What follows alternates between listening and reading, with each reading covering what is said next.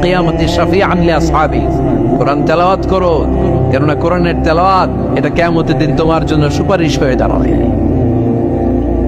এজন্য বিশ্বনবী বললেন, যে ব্যক্তি সূরাতুল মুলক নিয়মিত তেলাওয়াত করবে, এই সূরাটা কিয়ামতের দিন ওই তেলাওয়াতকারীর জন্য আল্লাহর কাছে সুপারিশ করবে। এখানেই শেষ নয়, বিশ্বনবী বললেন, খাসামাত আন সাহিবিহা, এই সূরা যে তেলাওয়াত করবে তার পক্ষে আল্লাহর সাথে এই সূরাটা দাঁড়িয়ে তার পক্ষ নিয়ে আল্লাহর সাথে তর্ক করবে, ঝগড়া করবে। আল্লাহ, তুমি ওরে জান্নাত দিবা না কেন? ওরে মাফ করবা না কেন? তুমি না গফুর, তুমি না গফফার, তুমি না রাহিম, তুমি না রাহমান, তুমি মাফ করে দাও। ও মিয়া, সুপারিশ করতেছে কে? সূরাতুল মুলক। সুবহানাল্লাহ কইবেন না? কতক্ষণ এই তর্ক আল্লাহর সাথে সে চালাবে? হাত্তা আদখালাহুল্লাহুল জান্নাহ,